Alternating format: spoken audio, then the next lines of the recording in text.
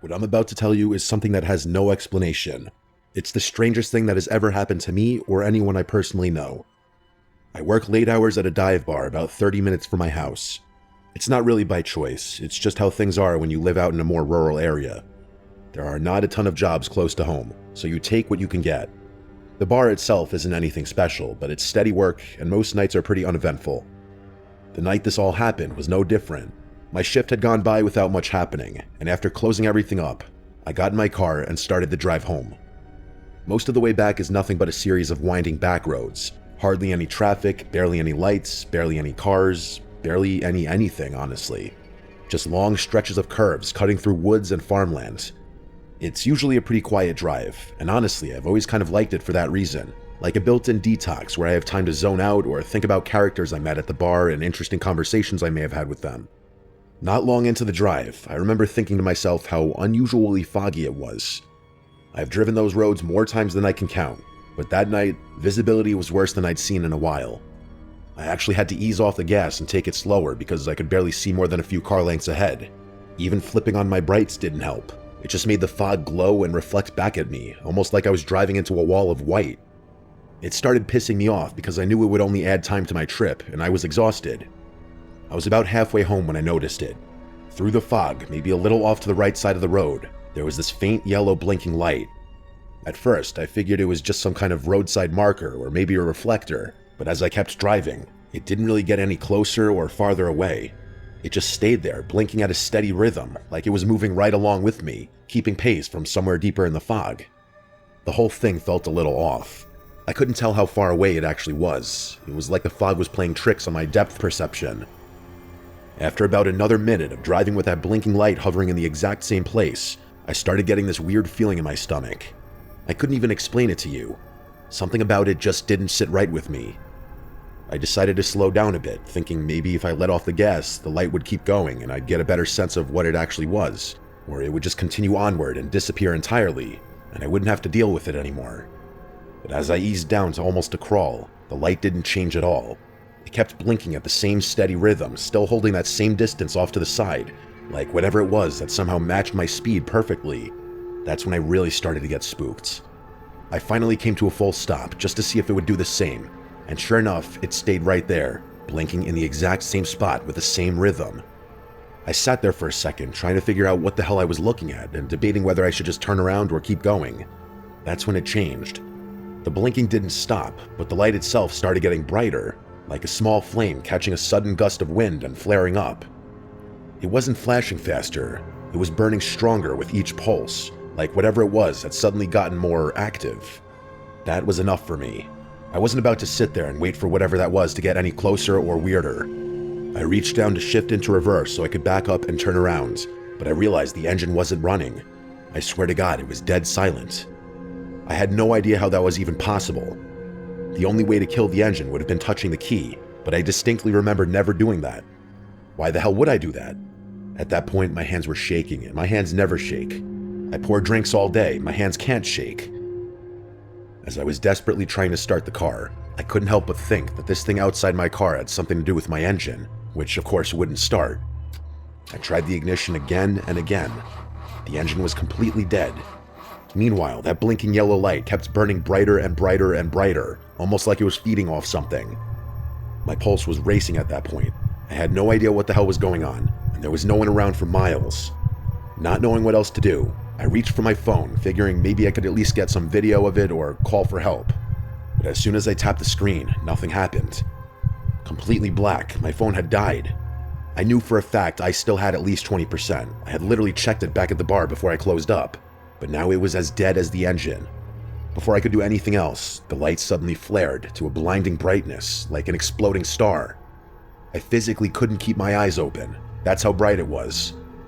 I threw my arms up in front of me and kept my eyes shut for 10 seconds at least, feeling the blaze of what was now a gigantic light bulb. And then, just like that, it was gone, like it had never been there in the first place. The fog was still thick, but there was nothing out there anymore. My heart was still pounding, but I instinctively reached for the ignition one more time, and this time, the engine turned over like normal. I didn't waste another second. I drove the rest of the way home with my eyes glued to the road, as if looking away for even a second would bring that awful light back, but nothing else happened that night. Nothing ever happened again, actually. I've told this story to just about everyone I know, my family, friends, even a couple regulars at the bar, but no one's had an explanation that sits right with me. And trust me, I've heard every theory you could think of.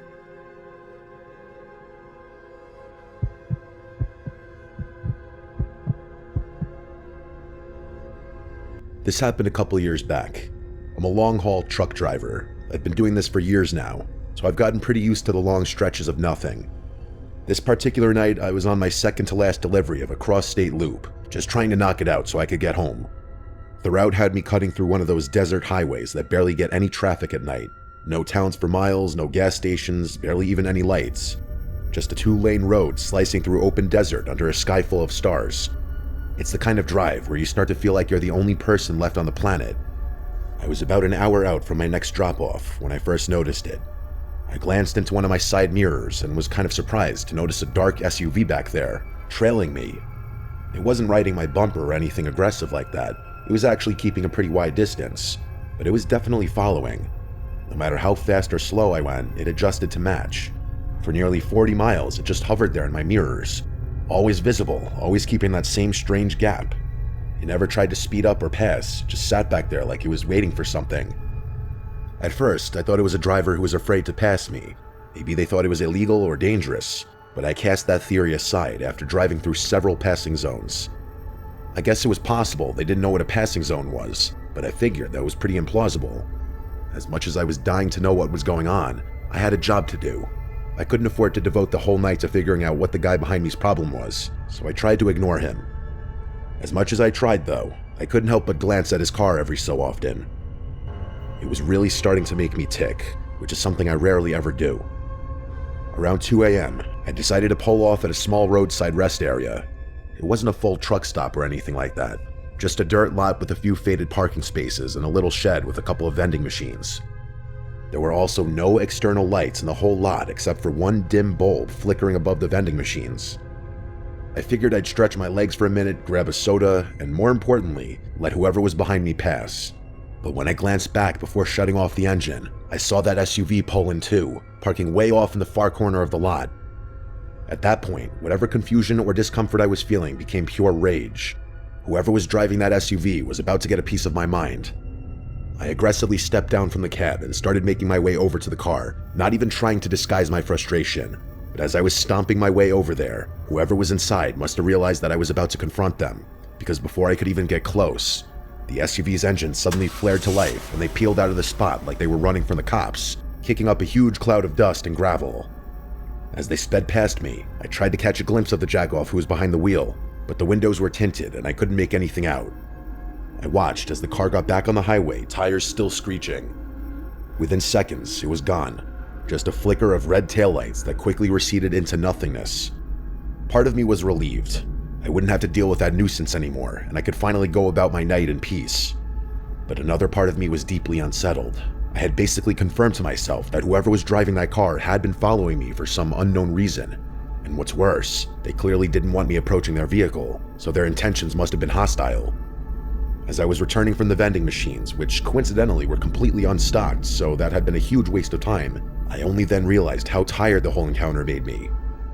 My energy was zapped, and the last thing I wanted to do was get back on the road. I figured I'd earned at least a short break after all that, just a quick nap, an hour or two to recharge before finishing the route in the morning. I did a quick walk around the rig. I made sure the cargo doors were still locked and everything was secured tight, then climbed back into the cab. I reclined my seat, cracked the window slightly to let some air in, and settled in for a bit of rest. The lot was dead quiet by that point, and for the first time all night, I actually started to relax. My logic was that even if that person did mean me harm, there's no way they'd turn their vehicle around just to continue harassing me. Even if they did want to come back, finding the lot again would be next to impossible. They'd have to search blindly in the middle of a pitch-black desert. The combination of my exhaustion and newfound comfort made falling asleep really easy. If I had to guess, I'd say I fell asleep that night in a matter of minutes. I should probably mention that I'm a really light sleeper. Like, really light. You kind of have to be in this line of work. Sleeping in sketchy roadside places so often builds a third eye, so to speak. If someone's messing with your rig while you're asleep, your entire livelihood could be at risk, not to mention your life.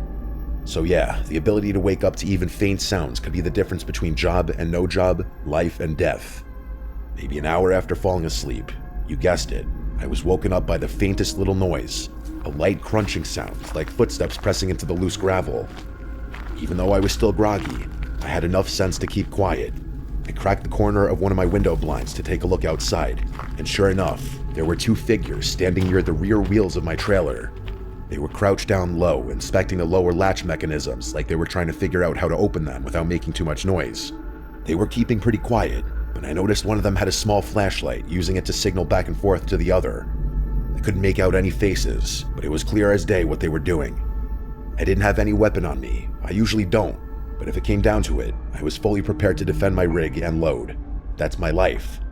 As I watched, one of the guys reached into a small bag and pulled out what looked like a pair of bolt cutters. That was it.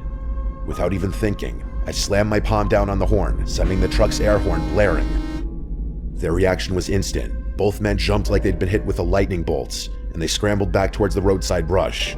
Not even 10 seconds later, I saw headlights appear out of nowhere. It was that same SUV from earlier, this time roaring back into view with its lights still off, before whipping around and disappearing into the night again. I never even had time to step out of my cab before the whole thing was over. After things calmed down a bit, I called the police. Honestly, I was mostly just calling to report the incident and get it on record, but they insisted I stay put until a unit could get there to check things out. It took a while, but eventually 2 officers showed up and helped me inspect the truck. Sure enough, there were fresh pry marks along one of the lower lock arms on the back of my trailer, right where those guys had been messing around. Fortunately, they hadn't gotten it open. The officers told me they'd seen this kind of thing before: cargo thieves. Apparently it's a lot more common along that corridor than most people realize. They figured the SUV had been following me for a while, waiting for the right time to strike. This remains the most unsettling thing that has ever happened to me.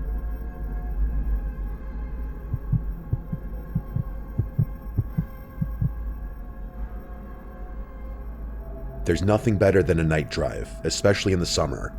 Picture this: the warm summer breeze flowing through the open windows of a speeding car cutting through empty stretches of endless highway. Well, that's what it's like around my neck of the woods anyway. There aren't a lot of cars out on the highway at night, no cops either, so I essentially have free rein to drive how I please. And trust me, I take full advantage of that. My dad's BMW M3 definitely assists in that regard too. Don't get me wrong, I'm not a reckless driver or someone who operates a car at criminal speeds, but I do enjoy experiencing the full capabilities of German engineering from time to time. This night was one of those times. I was full-on joyriding, cruising along the highway without a care in the world, stereo turned off and passenger seat empty. My ears were focused not on music, but on 2 other things: the beautiful sounds of my car and the whip of the air around my face. Driving like this is one of the only things that makes me feel truly free. I'm not sure what came over me, but at one point I had this insatiable urge to pull off the highway and cut up some back roads where I could really appreciate the car's handling. It's like when you get a really strong urge to do something and you don't really know why, but you do know that you won't be able to sleep at night if you don't satisfy it. That's exactly what it was like. So I did exactly that. I pulled off at the next exit and started cutting through a network of back roads, weaving through whatever neighborhood I had landed in. The roads were narrow and filled with tight bends, exactly the kind of driving I was looking for. I let the car open up a bit, taking the turns with just enough speed to feel the tires grip and release. The streets were completely deserted. It was just me, the car, and the road. That is, until I spotted a flicker of light in the road up ahead and slammed on the brakes just in time to barely avoid smashing into it. Once I came to a stop, I finally got a clear look at what I had almost hit. It was a shopping cart, just sitting there in the middle of the road like someone had wheeled it out and left it. The way my headlights bounced off the metal bars must have been what caught my eye and made it look a lot more sudden and dramatic than it really was. Still, it completely threw me off. I mean, it's not exactly normal to find a random shopping cart sitting dead center in the middle of the back road at close to midnight. Against my better judgment, I put the car in park, turned on my hazards, and stepped out to take a closer look. I probably should have just kept driving, but my curiosity got the better of me. The whole thing just felt so random and out of place that I had this weird need to make sense of it. The night air hit me right away, warm but a little buggy, and the only sound was my cooling engine making the classic BMW ticking sound. I walked up to the cart, unsure of what I'd find inside. Groceries maybe? No, that was ridiculous. I internally scolded myself for letting such a dumb thought even enter my brain. I peered inside the cart and realized it was completely empty, just an ordinary metal shopping cart sitting in the middle of the road. I stood there for a few seconds, but when it became clear there was nothing unusual about the cart itself, I turned to head back toward my car. That's when I saw out of the corner of my eye, two dark figures suddenly broke out from the farmland beside the road. They were sprinting full speed, coming straight toward me. It took my brain a second to even process what I was seeing, but in that moment, it was life or death. My options were either act or die. I bolted back to my car and basically punched the start button. The car came to life as those figures made it to my car window. One of them stopped a few feet from my car, but the other one sprinted directly into my passenger side door, coming to a halt with a deafening thump. He didn't even flinch. It was as if my car were invisible. That's how fast he had been running. He didn't even brace himself for the impact. The two of us locked eyes, and all the confidence I just had was instantly gone. I was frozen. He stared at me with two beady, bloodshot eyes. His clothes were torn, like he'd been running through thick brush or barbed wire, and his hair was messy and wet. His face was smeared with something dark, dirt or blood or maybe both. He had this unsettling, vacant expression on his face that wasn't exactly a scowl, but wasn't exactly a smile either. I've never been more terrified in my entire life. It was bad. There was blood spurting from somewhere on his body, but he didn't seem to care or even notice. He must have realized I wasn't going anywhere, because he started fumbling with the door handle, trying to pry the door open. That's what did it for me. I snapped back to reality, maneuvered the car around the shopping cart, and sped out of there. I was beyond conflicted the whole drive home. Not only was I still shaken up and scared, but part of me also felt like that person needed help for his wounds and wasn't going to get it. I debated going back to see if he needed help, but ultimately decided against it. Instead, I reported the incident to the police while still driving, and they said they'd send someone over to the spot I described to check it out. When I finally made it back home, I parked in the driveway and got out to inspect the car. I needed to know how bad the damage was. That's when I noticed there was blood spattered across the entire passenger side door, way more than I had expected. It was streaked along the side mirror, smeared across the handle, even dotting part of the rear quarter panel. There was also a slight dent near the center of the door, just barely noticeable if you weren't looking for it. The amount of blood, though, that's what really got to me. It was far more than I would have thought from that brief impact. It was an inhuman amount of blood. The next morning, my dad took one look at the car and completely lost it. He didn't even give me a chance to explain before he started going off, yelling about how irresponsible I was, how I should have never taken the car out that late, and how much it was going to cost to fix the paint and the dent. I kept trying to tell him that it wasn't my fault, that something happened out there that I couldn't have possibly predicted, but he wasn't having it. To him, all he saw was his car covered in blood with a dented door, and that was enough. I may have hit a deer for all he cared. He eventually did come around to what had happened, and he was actually pretty sympathetic, but not until after I got the car cleaned up. And let's just say that that was one of the last times he let me go joyriding after dark. I'm pretty sure I can explain everything that happened. Those people, probably homeless, had tried to lure some unsuspecting soul out of their car with a shopping cart. I had been that unsuspecting soul that night. They just hadn't been fast or stealthy enough to get the jump on me before I could get out of there. I never heard back from the police, but I wasn't really expecting to. Part of me feels like I shouldn't care, but I really hate thinking an impact with my car might have ended someone's life that night.